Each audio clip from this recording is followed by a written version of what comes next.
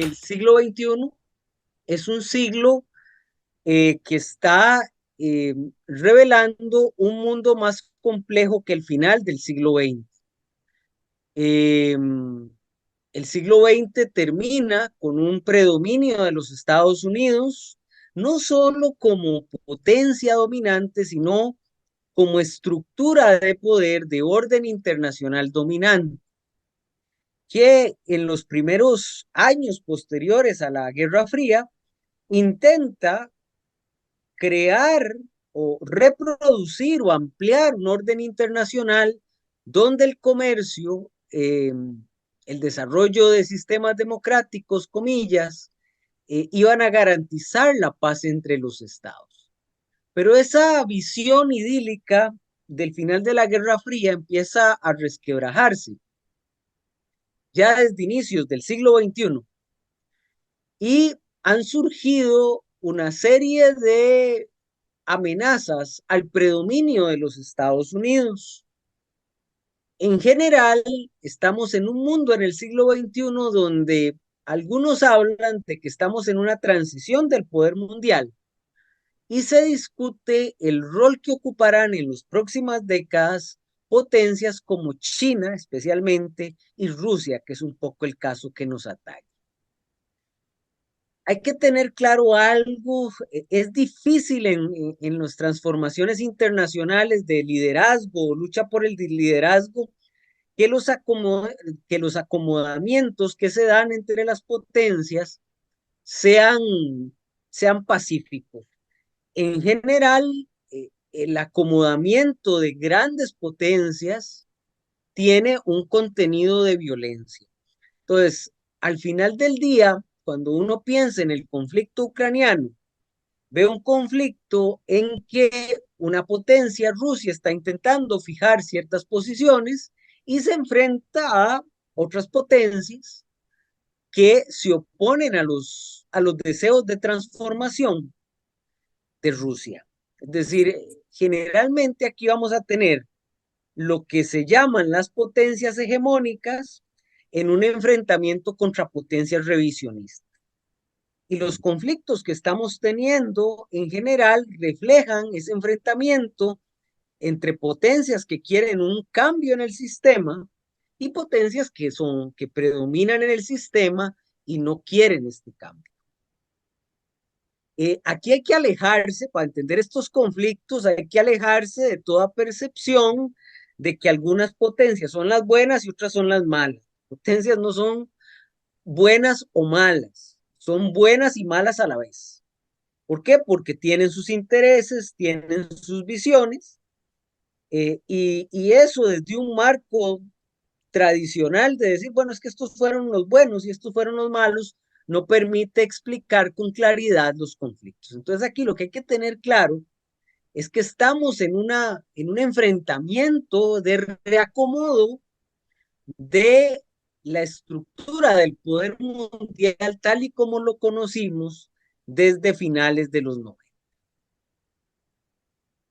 Eh, y en la medida que una potencia en ascenso alcanza un cierto umbral de su capacidad, hay más tentaciones a iniciar conflictos para aprovechar que se está en un punto alto del desarrollo de sus capacidades.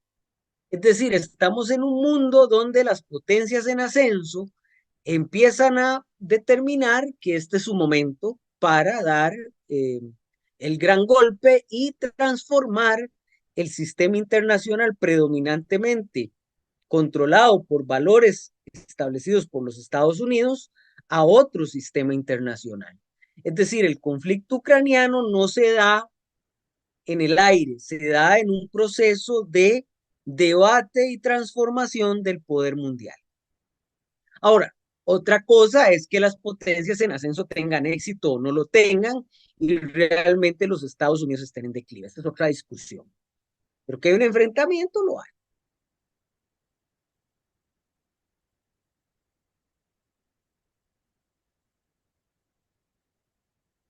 Para abordar este conflicto desde el punto de vista geopolítico, Creo que lo primero que tenemos que tener claro es qué es geopolítica y cuáles son las dimensiones de la geopolítica, porque es muy común que ustedes oigan, este es un problema geopolítico, este es un problema donde los intereses geopolíticos son tocados, pero no hay una definición clara de lo que se entiende por geopolítica.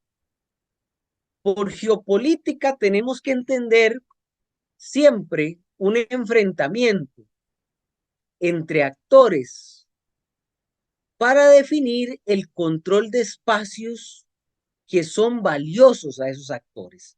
Es decir, ligado al concepto de geopolítica, siempre vamos a tener la idea de enfrentamiento y la idea de actores que tienen ciertos intereses sobre espacios físicos. Aunque ahora en la actualidad se ha señalado que otra dimensión de la geopolítica es el ciberespacio. Eso está en discusión y desarrollo. Pero lo cierto del caso es que cuando nosotros escuchemos el concepto geopolítica, tiene que llegar a nuestra cabeza enfrentamiento de actores y espacios relevantes. Y en cada caso tendríamos que determinar cuáles son los actores y qué es lo que hace que un espacio sea relevante. Entonces uno puede decir, ¿por qué el conflicto ucraniano es un conflicto de orden geopolítico? Sí, porque tenemos dos bloques dos actores, la OTAN y Rusia, que pujan por tener dominio en un espacio geográfico que es importante para los dos. El nivel de importancia puede variar, para algunos es más importante que otros, pero tiene cierto nivel de importancia. ¿Qué es lo que le da ese cierto nivel de importancia a Ucrania? Primero, su amplitud de recursos naturales, es un gran productor de gas, un centro de rutas de transporte de ese gas y de hidrocarburos en general, y por otra parte su posición, es la frontera de Europa Occidental con Rusia. ¿Cómo la conciben los europeos occidentales? No como Rusia la concibe. Ahora, en geopolítica hay varios acercamientos que uno puede hacer a la geopolítica. Por un lado, tenemos la geopolítica práctica. La geopolítica práctica es la que ejecutan los que toman decisiones. Los generales, los presidentes, los ministros de Relaciones Exteriores. Ellos hacen geopolítica práctica. Geopolítica práctica es decir, bueno, esto nos interesa, vamos a tenerlo de esta manera. O este objetivo no es realizable, nos vamos a salir. O este espacio nos interesa por tal y tal razón y vamos a entrar. Y estas van a ser nuestras herramientas para ello. Es decir, la geopolítica práctica es lo que se vive en los centros de toma de decisión. La geopolítica práctica está permeada de los prejuicios, de las valoraciones que tienen esos actores, pero también de su historia. En segundo lugar, tenemos la geopolítica académica. La geopolítica académica es la que se enseña en las universidades y es la que nos permite intentar analizar el comportamiento de los actores. Si en la geopolítica práctica el problema es qué hacer, en la geopolítica académica nuestro problema es por qué hicieron eso o por qué hacen eso. O sea, en la geopolítica académica, que es la que uno tiene en el aula, intenta explicar qué llevó a un actor a comportarse de una determinada forma o a un conjunto de actores a comportarse de una determinada forma. Por ejemplo, intentar explicar el conflicto ucraniano al final del día es un ejercicio de geopolítica académica. Invadir Ucrania es un ejercicio de geopolítica práctica. Defender o no Ucrania es un ejercicio de geopolítica práctica. Estamos claros en esos estamos claros en el concepto de geopolítica, que siempre es un enfrentamiento por espacios. Estamos claros que hay una dimensión práctica de la geopolítica y una dimensión académica. Estamos totalmente claros en eso. ¿Mm? Si no, con total tranquilidad y me interrumpen. O sea, no se esperen al final, me interrumpen cuando ustedes quieran. Y una tercera dimensión es la geopolítica crítica. La geopolítica crítica lo que dice es que tanto la geopolítica práctica como la geopolítica académica son discursos justificadores de ejercicios de poder. Es decir, la geopolítica crítica lo que se dedica es a derrumbar la idea de que los conflictos pueden ser justificados a través de las necesidades e intereses de los actores. Entonces, la geopolítica crítica, por ejemplo, dice, ok, ¿por qué en este conflicto hay una narrativa de que los rusos son los malos y los Estados Unidos son los buenos? O hay un debate en torno a por qué se justifica la defensa de Ucrania a partir de la defensa de Europa. O por qué el discurso ruso señala que Ucrania no tiene identidad y no es un país. Es decir, la geopolítica crítica se enfoca en destramar los discursos que se generan desde la geopolítica práctica y la geopolítica académica. Formas de estudiar la geopolítica crítica en una clase. Enséñeles Rocky 4 o Rambo. Rambo tiene todos unos discursos de orden geopolítico. No sé si han visto Rambo 3. ¿Han visto Rambo 3? ¿Se acuerdan de Rambo 3? Estaba Rambo en Afganistán. Y entonces la película se ambienta cuando los soviéticos estaban dentro de Afganistán. Entonces, al final de la película, Rambo va a rescatar al coronel Scarborough, no me acuerdo de la película. Y entonces, al final de la película, está el coronel y Rambo, el coronel está herido y Rambo solo tiene una ametralladora. Y los soviéticos los empiezan a rodear. Y de un momento a otro se ve en la lontananza que llegan unos tipos montados a caballo, que son las milicias afganas, son talibanes. Y Rambo dice la frase, bueno, están llegando los Freedom Fighters. Bueno, la geopolítica crítica cuestionaría por qué usted es terrorista o Freedom Fighter. ¿Cuál es la diferencia entre ser Freedom Fighter y terrorista? ¿Mm? Claro, en Rambo 3 ahí queda una lógica. Los soviéticos son los malos, tienen conquistado un país, pero hay elementos de liberación y los Estados Unidos tienen el derecho de apoyar. Eso hace la geopolítica crítica, leer ese tipo de códigos y cuestionarlos. Nosotros vamos al analizar este conflicto, andar entre la geopolítica académica y la geopolítica crítica. Perdón.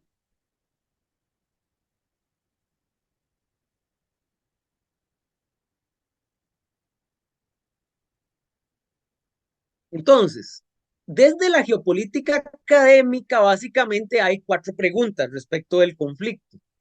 Primero, interpretar las razones para la guerra. Segundo, establecer la importancia estratégica de Ucrania para los diversos actores. Tres, identificar los códigos geopolíticos de Rusia, Ucrania y otros actores, Estados Unidos, por supuesto, e identificar las consecuencias de la guerra en diferentes ámbitos.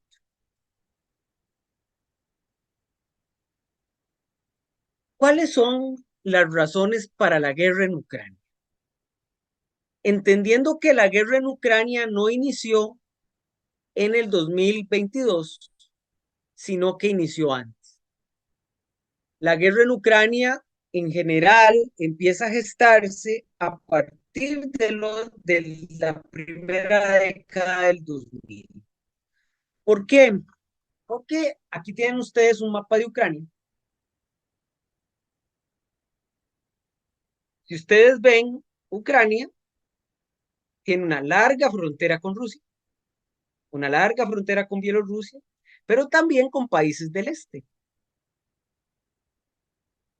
Ucrania es un país que, como país, podemos decir que existe desde el siglo XX, pero es un país dividido en dos grandes áreas. Una primera área que es el oeste de Ucrania,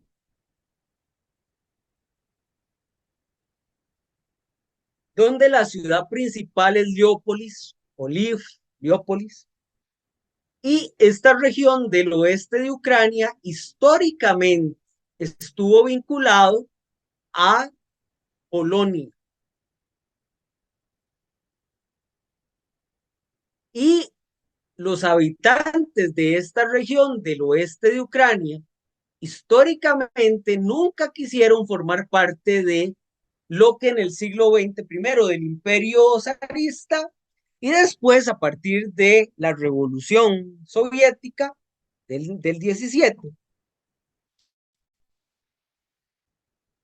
no quisieron formar parte de la Unión Soviética.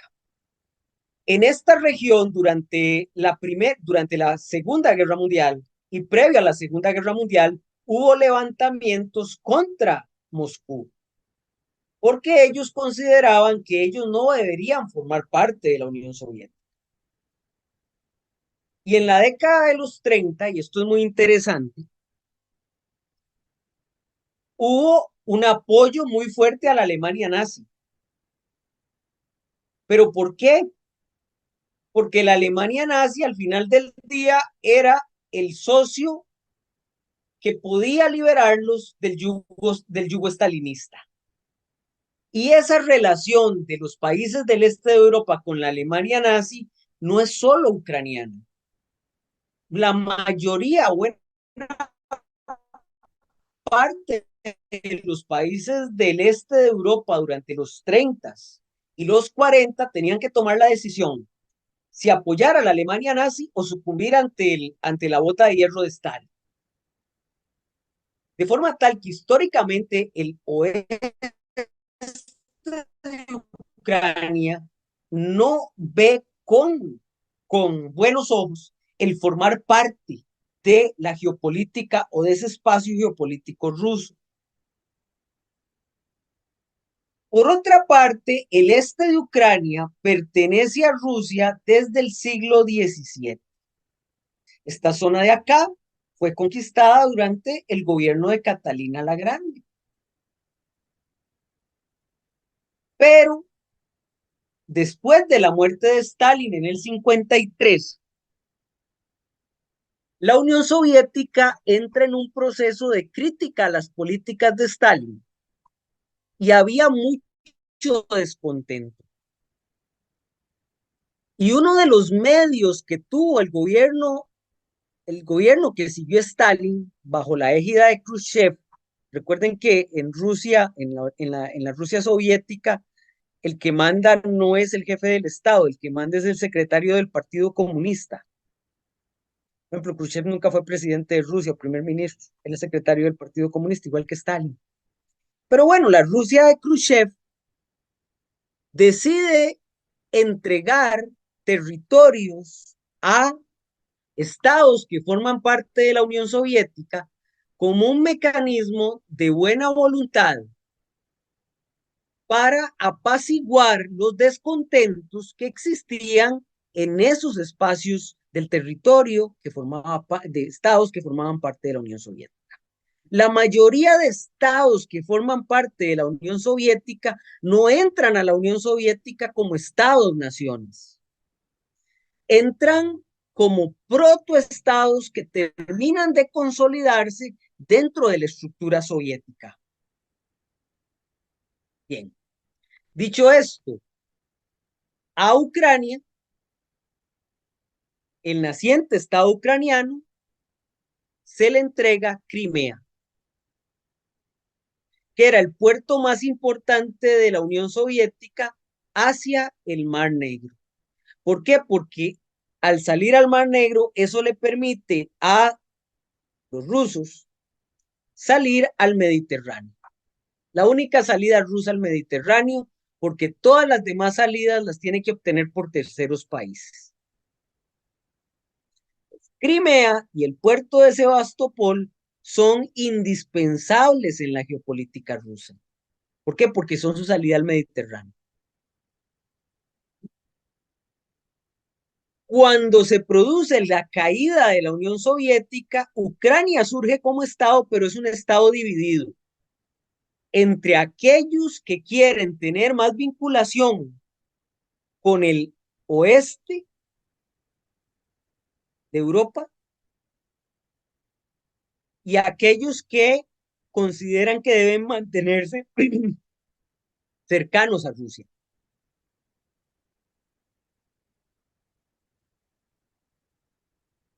Y en esa definición de hacia dónde tiene que ir Ucrania, quiero que nos saquemos la idea de la cabeza de que o participaban los rusos o participaban los europeos y los estadounidenses. Ahí todo el mundo se metía y todo el mundo tenía sus intereses.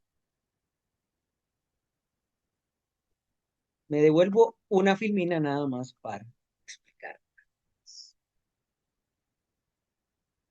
Entonces, la estrategia, perdón, la importancia estratégica de Ucrania es que constituye el límite del oeste con el este de Europa. El límite entre las aspiraciones rusas y las aspiraciones occidentales. Si ustedes ven el mapa con atención, especialmente este mapa, se van a dar cuenta de una cosa. La parte en roja es lo que Rusia tiene bajo su control. Pero si ustedes se dan cuenta, Rusia no podía estratégicamente permitirse que Ucrania perder el puerto de Crimea, de Sebastopol en Crimea, pero tampoco podía permitirse que Ucrania pasara a manos o que el este de Ucrania pasara a manos de la Unión Europea. ¿Y por qué existe esa sospecha de que Ucrania podía ser incluida en la Unión Europea? Porque durante el 2008 se produce una revolución en Ucrania que lleva al poder a un grupo de actores del oeste de Ucrania, cuyo principal objetivo es que Ucrania ingrese a la Unión Europea e ingrese a la OTAN, como ya lo habían venido haciendo otros países del este europeo, Polonia, República Checa, los países bálticos.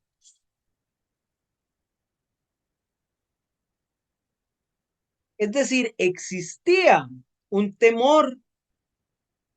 El temor puede ser real, puede ser ficticio, de que en cualquier momento ese tránsito se iba a dar. El temor aumenta un poco más cuando en la constitución ucraniana se establece la obligación del presidente ucraniano, del jefe del Estado ucraniano, de cualquier jefe del Estado ucraniano, de buscar la integración de Ucrania dentro de la Unión Europea.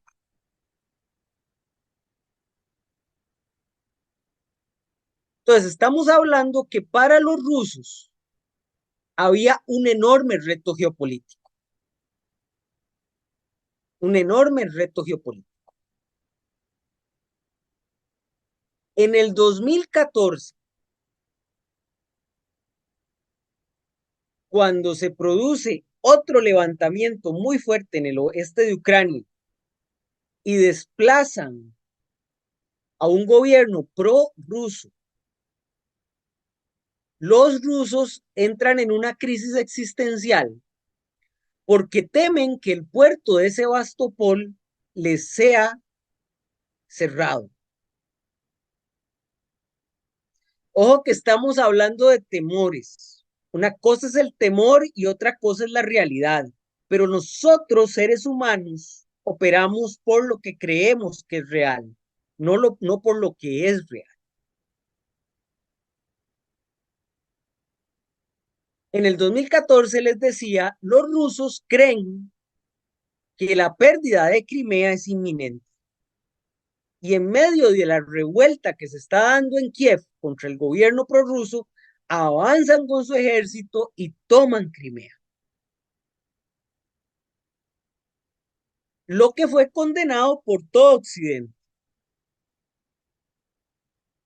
Pero la condena es más que nada de palabra, por lo que se establece es un mecanismo de negociación que tendía a favorecer que en el plano histórico, en el largo plazo, a Rusia se le dejara Crimea.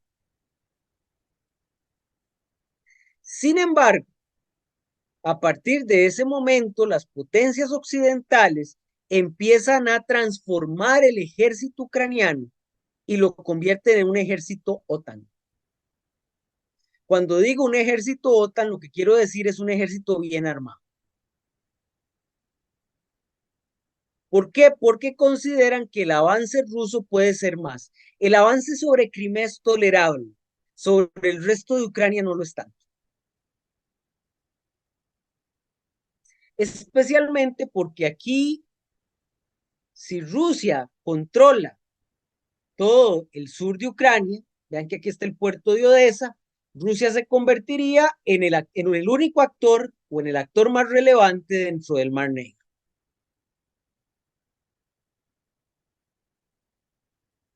Ok, a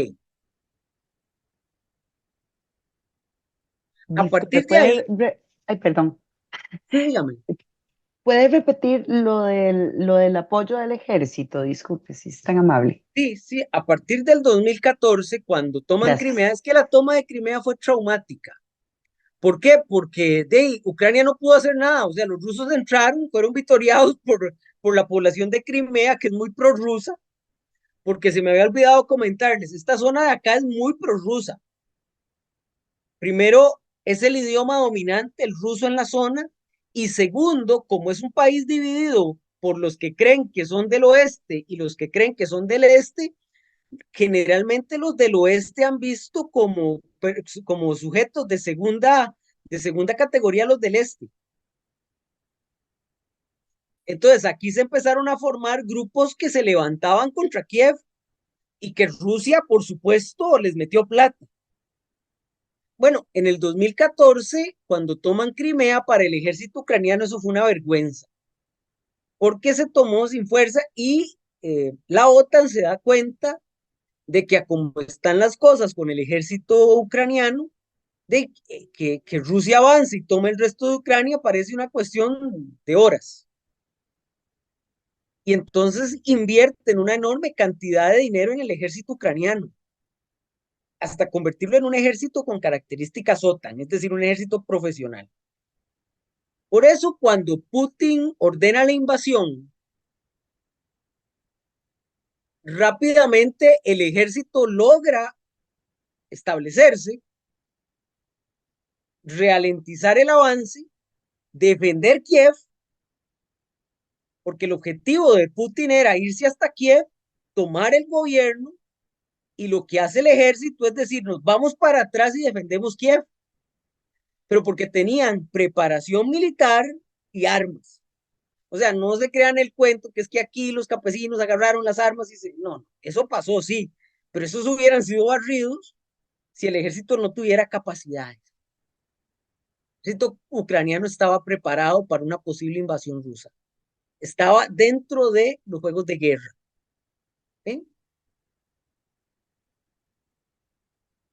Así que a partir del 2014, Occidente, aunque se niega a que Ucrania ingrese a la OTAN, perdón, a la Unión Europea, y mucho menos a la OTAN, lo cierto del caso es que empiezan a tener una relación muy cercana.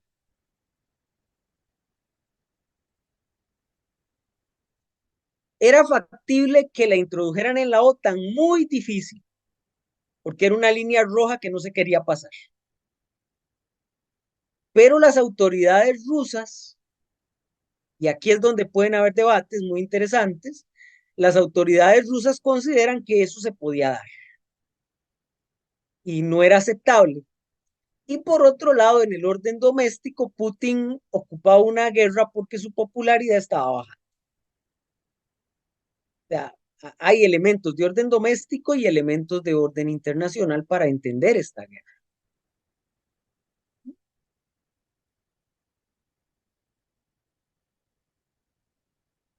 Bien, devolvamos. La siguiente pregunta es, ¿cuáles son los códigos geopolíticos? Un código geopolítico es determinar quién es tu amigo, quién es tu enemigo al final del día. Eso es un código geopolítico.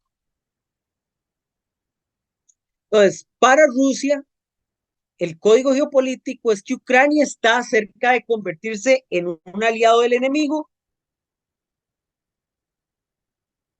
y que el espacio que ocupa Ucrania, Bielorrusia e incluso Polonia, los países bálticos, es un espacio de influencia rusa, lo que se denomina el espacio postsoviético.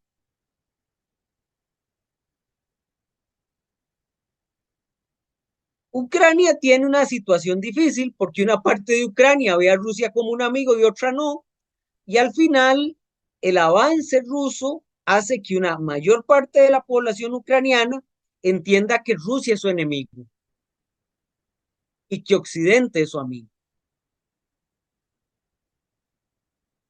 Los europeos, por otra parte, ven con zozobra y siempre han visto con zozobra a los rusos, pese a que les compren petróleo y gas, pero ven el avance ruso como un peligro porque para nosotros esto es de difícil comprensión.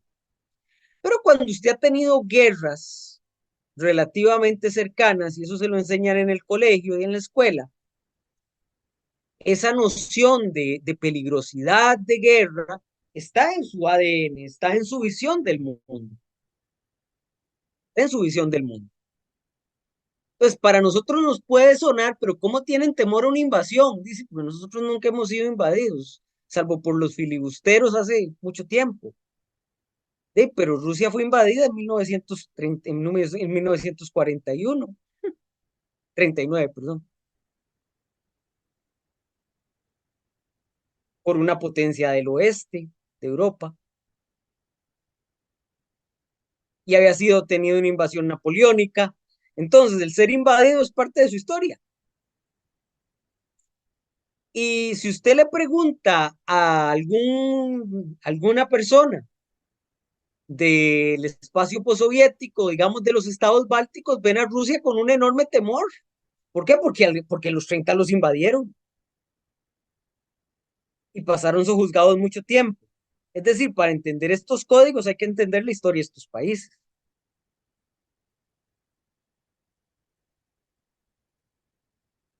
Por otra parte, los europeos tienen temor al crecimiento de Rusia en sus fronteras y a una idea de una Rusia más grande y más poderosa. Entonces, la mayoría de los códigos geopolíticos que se dan ahí apuntan a un problema eh, de visiones de temor y y de mutua suspicacia, ¿verdad? No se ven con buenos ojos. Eso hay que dejarlo claro. Ok, el teatro del combate es ese que ustedes ven. En el 22, en 2022, Rusia controlaba todo este espacio, pero poco a poco el ejército ucraniano, con un montón de dinero proveniente de la OTAN y de los países vecinos, fue desplazando a los rusos a este espacio,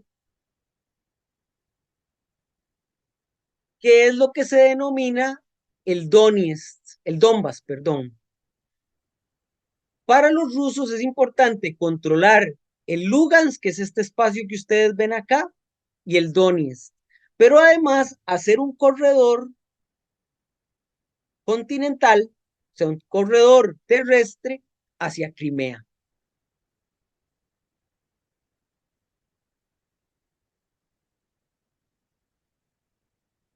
Y lo que llevó el combate fue básicamente a una guerra estancada. Una guerra estancada que ustedes pueden ver acá, o sea, el panorama, vean que este mapa es del 8 de mayo, es decir, de ayer, Y vean ustedes cómo lo que se da es una frontera donde hay combates permanentes todos los días. Pero ninguna de las dos partes, ni Ucrania ni Rusia, son capaces de ir más allá.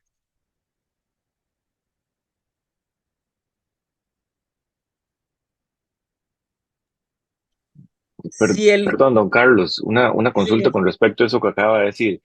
¿No son capaces o no están interesados en hacer los esfuerzos para... no son capaces. No son capaces. Vea usted que Ucrania durante todo el verano del 2023 intentó hacer un avance y fue repelido por los rusos. Y la ayuda que los Estados Unidos acaba de aprobar a Ucrania está vinculada con que mejore sus capacidades defensivas, no tanto sus capacidades ofensivas. Entonces, lo que se ha creado es una frontera de guerra, vean ustedes. Todos estos círculos son enfrentamientos a lo largo de toda la frontera. Y a veces usted ve los mapas y ve en celeste que son contraofensivas ucranianas y logran un avance.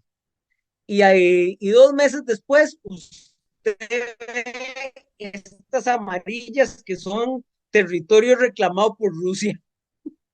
Y así sucesivamente. O sea, se ha creado una guerra donde Ucrania resiste gracias a la cooperación internacional y Rusia resiste gracias a su capacidad y también el apoyo de otros países.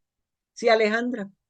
Carlos, una pregunta. En varios noticieros he visto debates de especialistas y todos coinciden que Uh -huh. Ucrania nunca va a poder ganar la guerra, nunca le va a Correcto. poder ganar una guerra a Rusia. Desde su perspectiva, entonces, ¿cuál es el objetivo de un conflicto como este? ¿Simplemente geopolítica? ¿O porque es totalmente claro que No, Ucrania se mantiene en la pelea por la ayuda digamos, de otros países? Pero ¿cuál es el fin de una guerra como vamos a esta? ver. Objetivos. Ucrania en un mundo soñado recuperaría el este de Ucrania, Ujú. todo lo que está en rojo, hasta Crimea. ¿Eso es posible? No, no.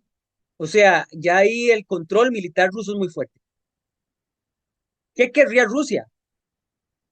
Rusia, digamos, en un primer momento lo que quería era conquistar todo el este de Ucrania, pero a partir de la frontera del Dnieper, que es este río que ustedes ven acá. Y en el mejor de los casos, extender el corredor terrestre hasta Odessa, el puerto de Odessa. Si controlan el puerto de Odessa, prácticamente controlan el granero de Europa.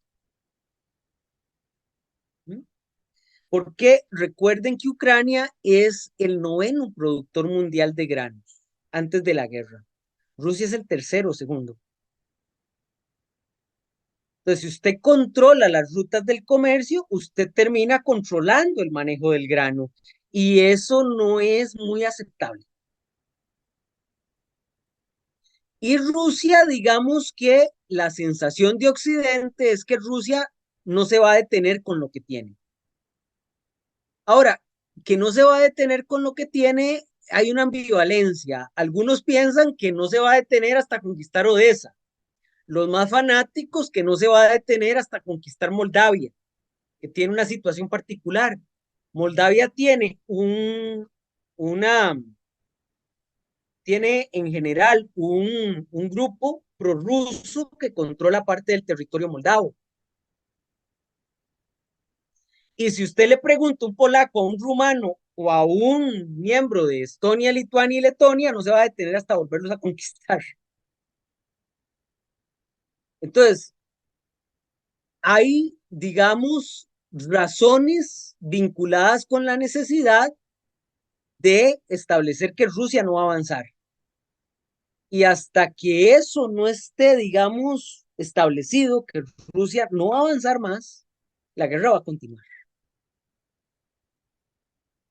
Creo que Douglas había levantado la mano. Douglas, ¿cómo estás? Hola, don Carlos, ¿cómo está? Buenas Carlos, noches, nada más, ¿cómo le va? buenas. Bien, gracias a Dios. Dígame. No, es que estaba viéndolo en esa discusión que estaba, en esa explicación que estabas dando. Entonces no es probable que los rusos vayan a montar una ofensiva a gran escala, como supuestamente los ucranianos estaban rumorando a principios del año de que lo iban a hacer, porque algunos planteaban que más bien era como un rumor que se estaba dando para recibir más ayuda militar de la OTAN y de Occidente. Y ellos preveían posiblemente de que tal vez esa ofensiva se iba a desarrollar ahora en mayo, pero por lo que veo no es No, probable. no, no pinta. Vamos a ver, es que la economía rusa ha sufrido. Vamos a Ujú. ver, cuando usted dedica un tercio de su presupuesto nacional a la guerra, la economía sufre, aunque usted tenga, digamos, una idea de que creció 2%, pero el año pasado decreció 3%. Eh, entonces, o sea, vamos a ver, Rusia lo que ha demostrado es capacidad para sostener eso que está en rojo en el mapa. Eh, Yo creo que Ucrania utiliza el miedo a Rusia en Occidente para sostener su causa, lo cual es básico, ¿verdad? En cualquier ejercicio de este tipo. Em, Ucrania se estaba quedando sin armas, sí, o sea, ya empezaba a flaquear. Prácticamente no hay cadena de noticias que no establezca que si no se hubiera aprobado el presupuesto en el Congreso de los Estados Unidos, la situación pudo haber variado. Ahora, si ustedes ven el mapa con atención, especialmente este de acá, ¿qué es lo que Rusia tiene interés? En terminar de conquistar el Donetsk, porque no lo tiene totalmente conquistado, y el Lugansk. O sea, Rusia no llegó a conquistar todo ese territorio. Y en general, lo que han sostenido en los documentos oficiales cuando se anexaron eh, la República Independiente del Donetsk y la República Independiente del Lugansk es que es con todo el territorio que tenían cuando pertenecían a Ucrania. Y digamos que los rusos no han dicho como que no tengan interés. Entonces yo creo que estamos lejos de que ambas partes acepten la situación dada, Douglas y Alejandra. O sea, yo creo que todo el mundo comprende que Crimea es rusa y que eso no va a cambiar, por más que todo el mundo patalee. Pero sí hay un temor fundamentado de que esto no sea el final de lo que Rusia pretende. Y por supuesto hay un elemento que hay que tomar en cuenta. Este proceso de guerra ha llevado a que Rusia sea el país más sancionado del mundo, que haya afectación en el largo plazo a Rusia como potencia, es decir, no se crean toda esa propaganda de que Rusia no ha sufrido. Ya desde el momento en que usted empieza a depender de China, usted ya sufrió. Okay. Ok, usted ya sufrió. Ya desde el momento en que usted deja de ser un igual con China, convertirse en un sujeto que depende de China, usted perdió. Entonces, en parte un poco el ejercicio acá es ir desangrando a Rusia conforme pase el tiempo. O sea, Lloyd Austin, el secretario de Defensa, en unas declaraciones que seguro estaba medio borracho, no muy bien de salud, el señor no estaba muy bien de salud, dijo, no, es que ustedes creen que las medidas eran de corto plazo, no, las medidas no son de corto plazo, las medidas son de largo plazo. O sea, es una visión geopolítica, las visiones geopolíticas son de larguísimo plazo. Es ir desangrando a Rusia para que no sea una amenaza. Ujú. ¿Okay? Ahora, aquí en algunos comentarios también, y es muy interesante,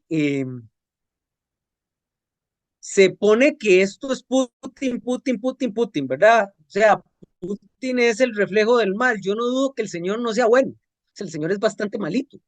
Pero hay que comprender que esta toma de decisiones no es solo de Putin. O sea, aquí hay una visión geopolítica. Putin es el actual presidente de Rusia y lo será por muchos años más. Pero Putin es un autócrata que responde a un grupo de poder, a una coalición que lo sostiene y que consideró que efectivamente era importante asegurar estos territorios, al costo que fuera. Porque lo que dicen algunos es que la medición fue, si no hago esto ahora, en 2 años ya el ejército ucraniano va a ser demasiado fuerte como para intentarlo. O lo hago ahora o no lo hago. También en la toma de decisión probablemente tuvo que ver la horrible salida de Afganistán por parte de Estados Unidos, que fue muy mala, una salida muy desastrosa de la administración Biden, y un poco pensar que la administración Biden era una administración que no iba a tomar decisiones en esa materia. Déjeme ver ahí un mensaje.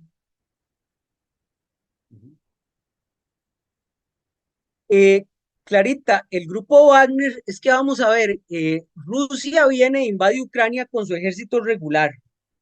Su ejército regular, lo que se demuestra en la guerra es que tiene enormes problemas.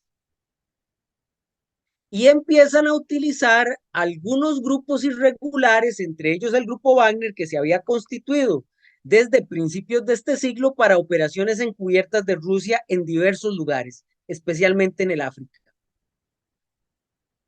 Cuando se viene la reconquista, digamos, ucraniana o la contraofensiva ucraniana del 22, de la segunda parte del 22, a Rusia, al ejército ruso no le queda más que pedirle a Wagner que los ayude en el teatro de combate. Hasta que el Wagner se vuelve un problema para el ejército ruso y terminan eliminando las cabezas Wagner e incorporando al grupo Wagner a su ejército regular, en teoría. Pero sí, lo que podemos concluir es que la incapacidad militar rusa para conseguir sus objetivos los llevó a tomar ciertas medidas desesperadas.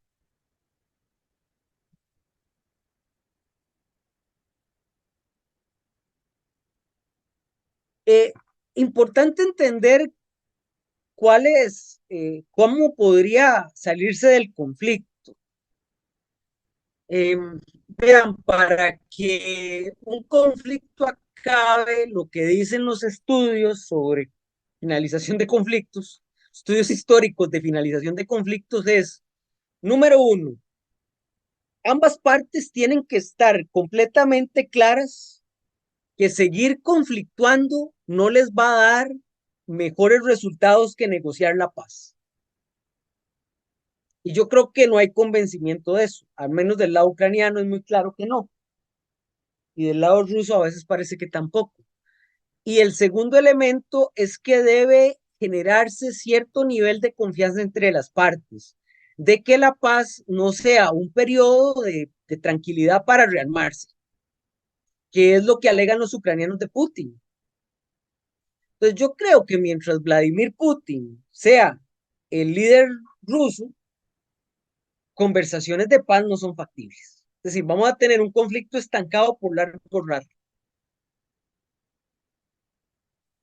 Si nosotros seguimos viendo, es un conflicto estancado por todo lado. Vean ustedes los otros mapas que les trajo. Esta es la zona de Mykolaiv, que es al este también, nuevamente, estancado. Y Zaporizhzhia, esto es más cercano a la frontera, ¿verdad? Esto es más cercano a Odessa, esto es un poquito más cercano a Lugansk, tomado. Ahora, aquí hay diferentes teorías. Los estrategas estadounidenses en el 23, lo que le decían a los ucranianos era, no tire para todo lado, ataque aquí, vaya a tomar Melitopol, porque entonces usted ahí divide el corredor terrestre, le da un golpe muy duro a Rusia, pero los ucranianos prefirieron atacar por todo lado, generando que los estadounidenses se molestaran bastante porque tras de que estaban poniendo la plata no les hacían caso. Pero eso pasa con los actores proxy. O sea, a veces nosotros cuando analizamos conflictos tendemos a pensar como que el que pone la plata o el actor o el actor hegemónico controla todo el panorama y eso no es del todo cierto. Bien. Ahora, desde la geopolítica crítica, ven cómo se nos ha ido el tiempo, ya llevamos 1 hora, pero les prometo que no los tengo por más rato.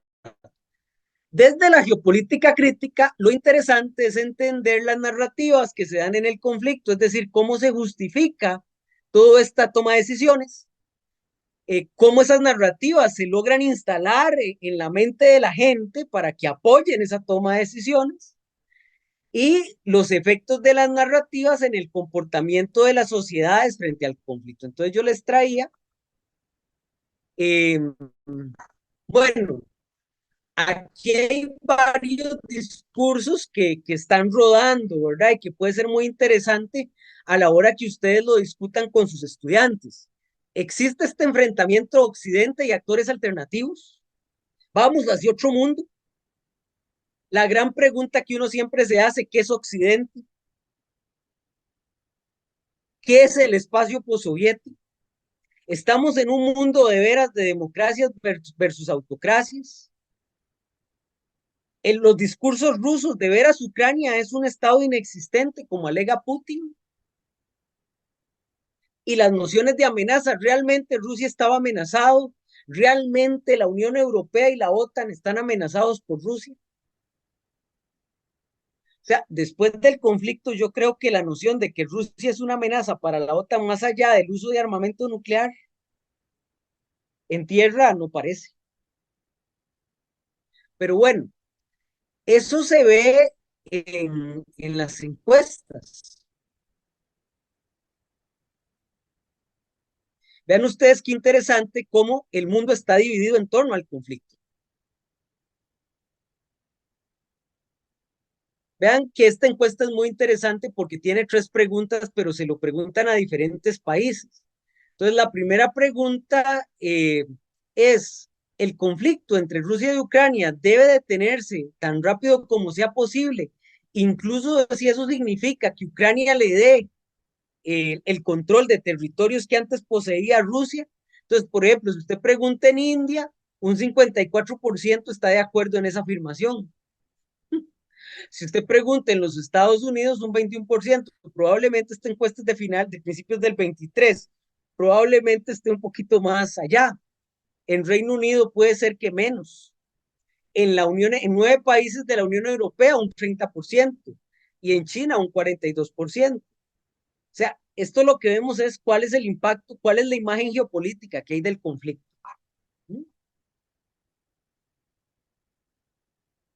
Vean, el dominio occidental del mundo debe debe ser rechazado o empujado hacia atrás, incluso si esto significa que Rusia, incluso si esto significa aceptar la agresión territorial rusa hacia Ucrania.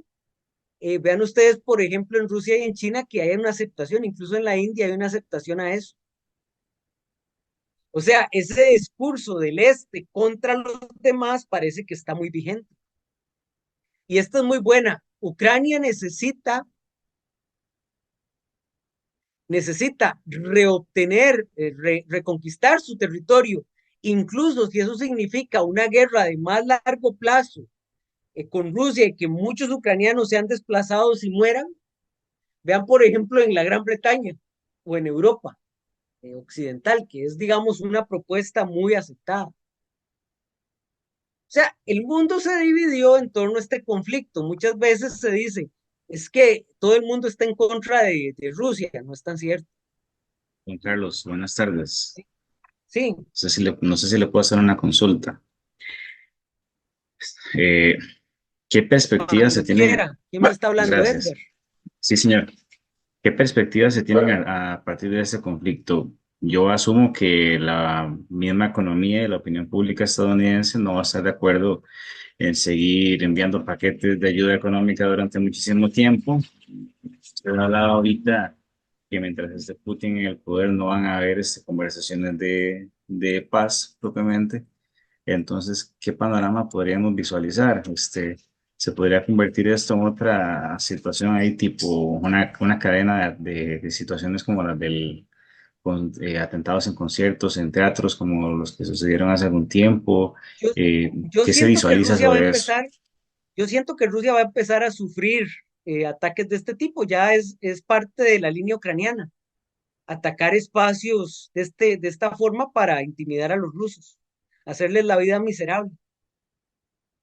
Ok, Pero, gracias. pero recuerde que Rusia no solo tiene Ucrania con problemas, o sea, toda la frontera islámica de Rusia en el centro del Asia es una frontera muy conflictiva.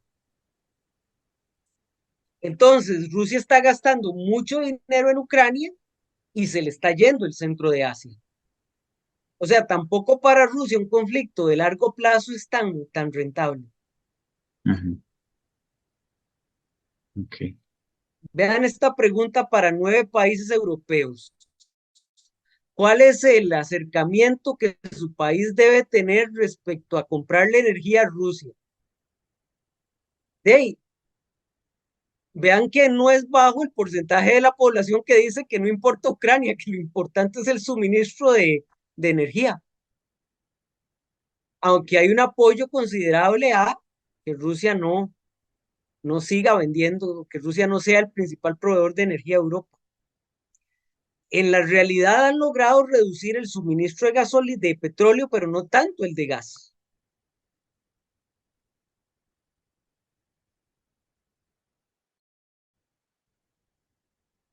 Vean qué interesante la pregunta. ¿Por qué piensa usted? ¿Cuál es la mayor razón para que Europa apoye a Ucrania? Entonces vean en Rusia cuál es la principal razón, lo que opina la gente, para defender el dominio occidental. Es decir, en Rusia parece que el discurso de que aquí nos estamos defendiendo de Occidente es bastante efectivo. En China también.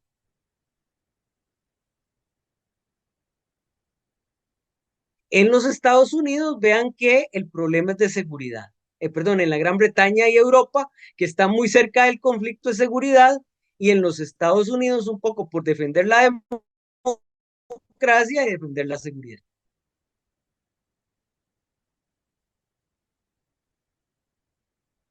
Ahora, ¿cuál es la principal razón de los Estados Unidos de defender a Ucrania? Vean ustedes que nuevamente o sea, se está creando un discurso en estos países de veras de choque de bloques.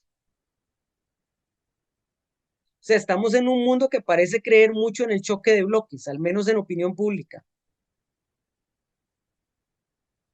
Los gringos se creen lo de defender la democracia y en la Unión Europea, digamos que está entre defender, que también existe este pensamiento crítico, pero seguridad también. Nuevamente, recuerden que estas son encuestas de principios del 23, entonces pudo haber cambiado.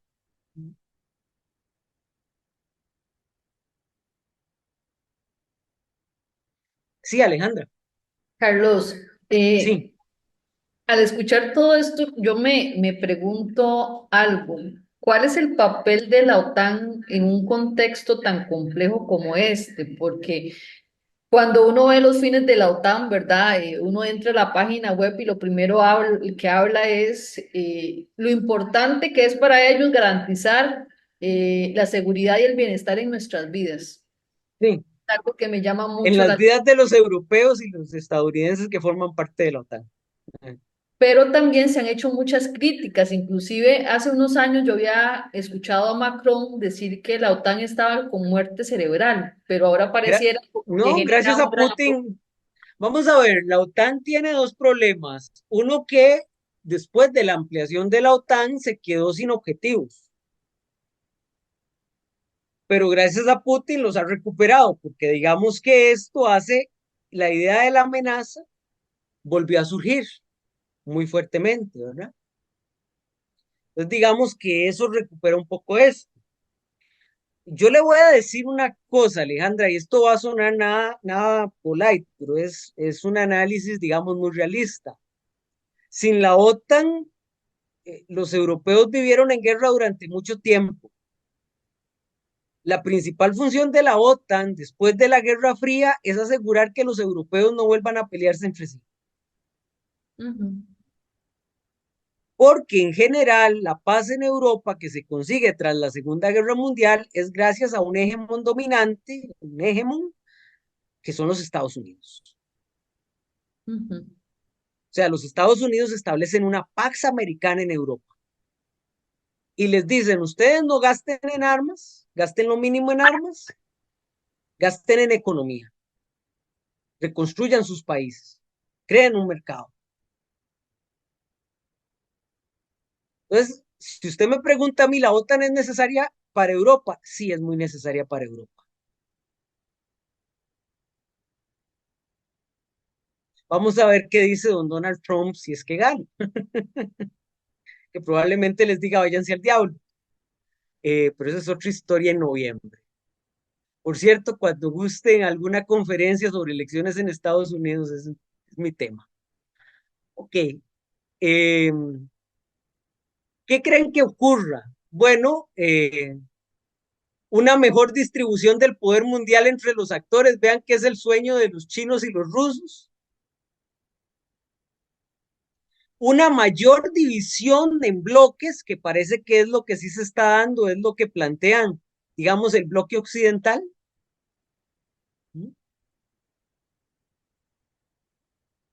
Un mayor dominio por parte de los Estados Unidos, eso parece que tiene mucha fe en la India que eso ocurra. Recuerden que en la India el enemigo no son los Estados Unidos, el enemigo se llama China. Un mayor dominio por parte de China es el sueño de los chinos. Y algún país diferente a China o los Estados Unidos, pues ahí, digamos Rusia, algunos tienen fe, los rusos se tienen mucha fe, pero digamos que vean cómo la guerra en Ucrania ha generado una serie de visiones geopolíticas muy distintas alrededor del mundo. No es tan plano como a veces nos lo quieren decir. Y ya para concluir, antes de que ustedes me maten, porque ya nos pasamos del tiempo, eh, efectivamente yo creo que la guerra en Ucrania está contribuyendo a formar las nociones que tenemos del mundo, igual que el conflicto palestino-israelí, el conflicto en Gaza. Existe una relativa igualdad en las visiones de las sociedades de los países desarrollados, eso lo vimos, o sea, Occidente más o menos tiene una misma idea, pero eso no es igual para el resto de sociedades del mundo. Y existe toda una discusión de cómo percibimos en el 2024, cómo va a ser la distribución del poder mundial en las próximas décadas. Creo que hay toda una ebullición de cómo se distribuye el poder mundial y cómo pensamos que se va a distribuir el poder mundial. Es una discusión que a mí me parece como muy interesante de tener en una clase con el mundo en cuanto a distribución de poder en los próximos 20, 30 años que ustedes van a vivir y que probablemente nosotros lo veremos desde otra edad.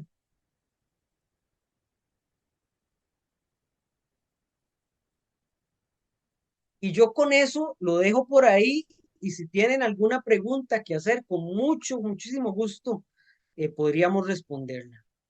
Carlos, muchísimas gracias. Hay dos preguntas, una de Douglas que pregunta que cómo se puede definir los conceptos de guerra híbrida y guerra en la zona gris. Y Clarita Ok, indica que en algún momento se ha hablado de una nueva guerra fría con China, con mucha participación. ¿Es así? vamos a ver, una guerra híbrida es una guerra en la cual los actores no son asimétricos, no son simétricos. O sea, no es Estado contra Estado, sino Estado contra grupo informal o grupo o un Estado más pequeño contra otro muy grande. O sea, la característica central de la guerra híbrida o guerra en la zona gris es primero la asimetría de los actores que se enfrentan. Y número dos, los métodos. ¿Por qué? Porque los actores asimétricos buscan métodos más innovadores de pelear. Por ejemplo, drones, ciberataques y no los tradicionales mecanismos de hacer la guerra. el enfrentamiento cuerpo a cuerpo, el bombardeo, etcétera, etcétera, el bombardeo con aviones, con cohetes, etcétera, etcétera, etcétera. Douglas, al final una guerra asimétrica implica que yo estoy en una debilidad material y busco mecanismos alternativos para conseguir mis objetivos. Básicamente eso es una guerra híbrida. Guerra fría, como la Guerra Fría entre Estados Unidos y la Unión Soviética, no, Clarita. Yo no lo veo así.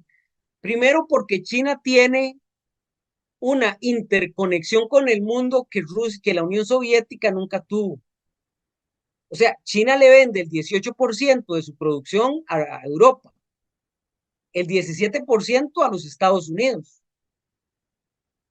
China está tan interconectada en las cadenas globales de valor que por más que usted quiera sacarla, no puede. Entonces creo yo que no es una guerra, llamarlo guerra fría, es un poco simplificar y querer utilizar conceptos que teníamos en los 80 para explicar algo que tenemos en un mundo muy distinto al mundo de los 80. ¿Cómo llamar a esto? No sé. Si usted me pregunta cómo, hay una competencia, sin duda. Hay una competencia, pero Guerra Fría no tiene posibilidad de ser como fue una Guerra Fría como la que vivimos en ese tiempo, me parece.